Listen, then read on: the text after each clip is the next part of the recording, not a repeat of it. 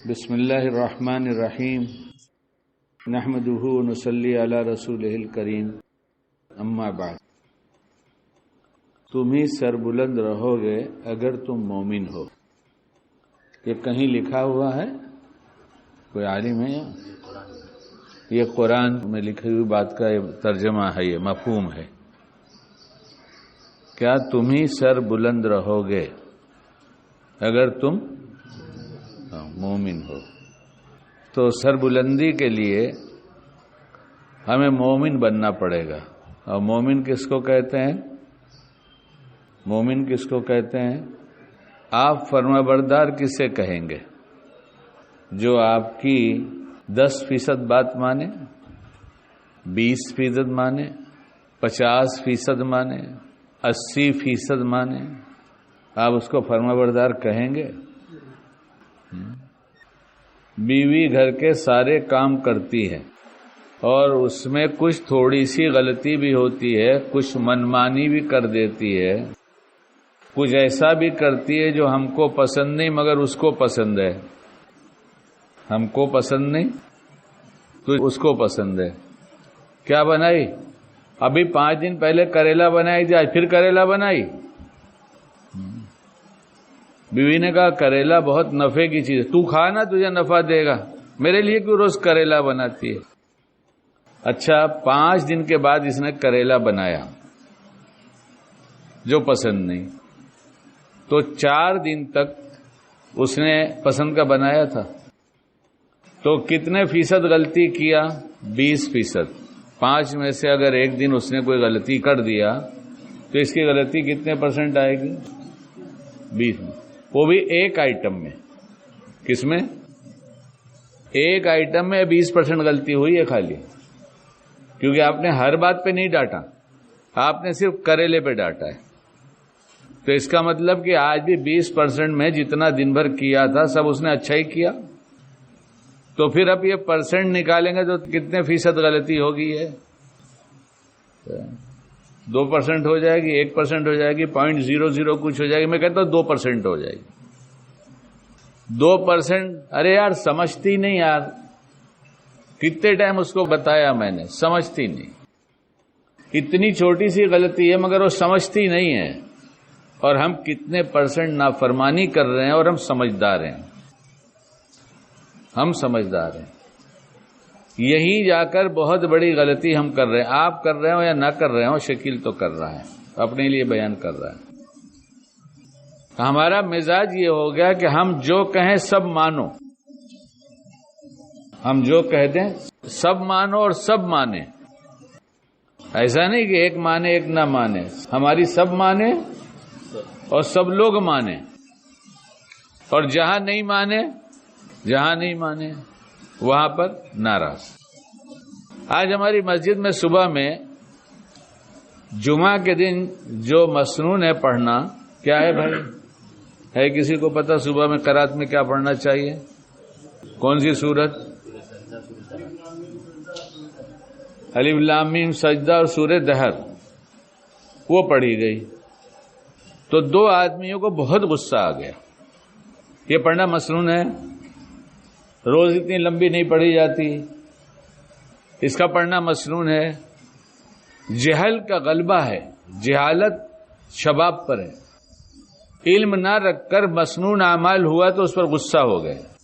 اور دونوں جو غصہ تھے اس میں کوئی ایسا نہیں کہ جو کھڑا نہ رہتا ہو، وہ بہت دیر تک کھڑے رہتے ہیں، بلکہ موبائل پہ سمجھاتے ہی رہتے ہیں۔ میں تو جب دیکھتا ہوں سمجھاتے ہی رہتے ہیں، پتہ نہیں کتنا سمجھاتے ہیں۔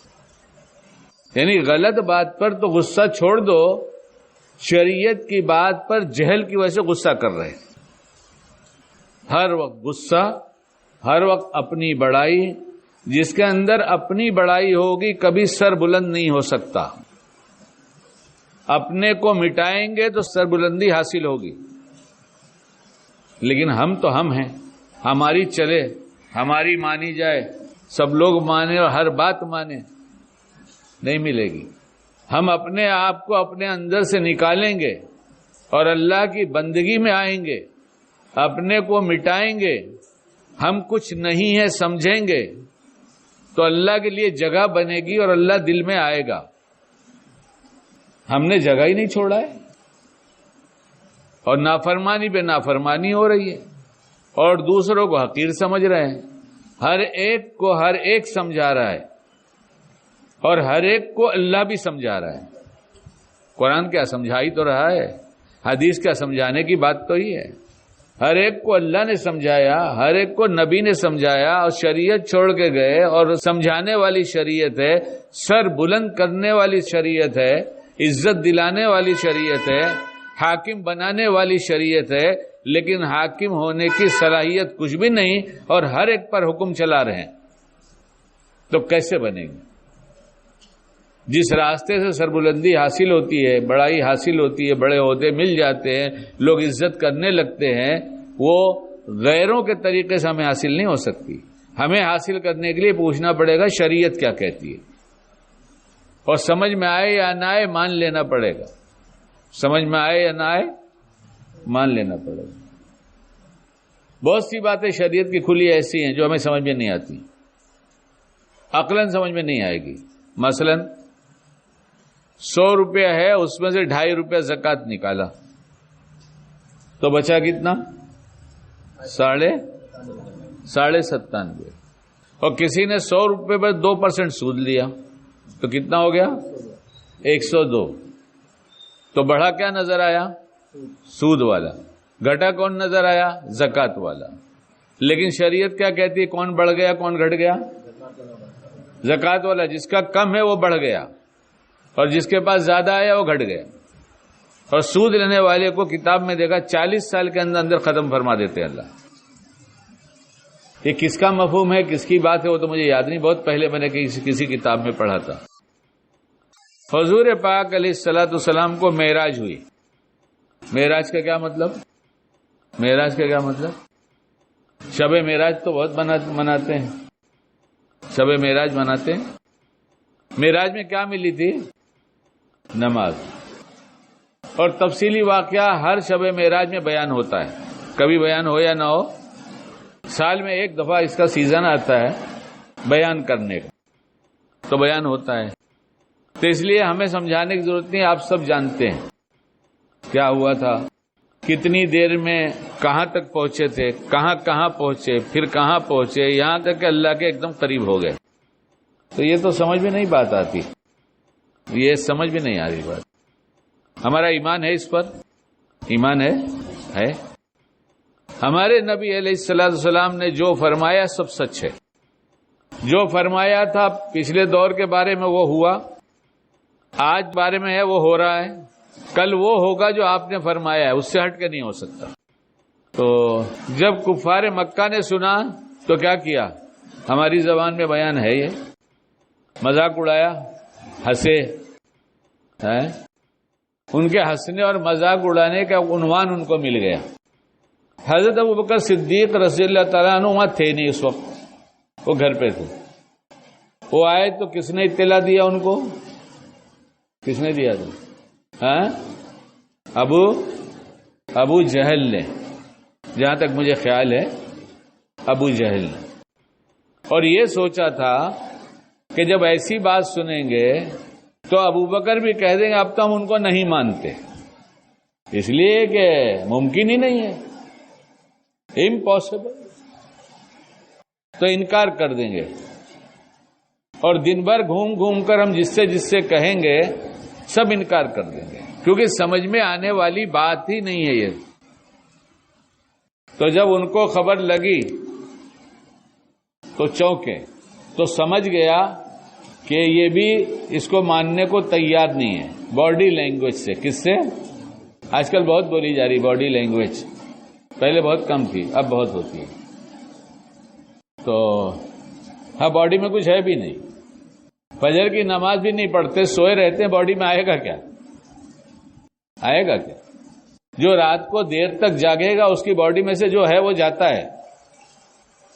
گاڑی خریدی جاتی ہے نئی تو پیسے دے کر لائے ہیں، لون پہ نہیں، تو مالک کون ہے؟ جس نے پیسہ دیا مالک ہوا.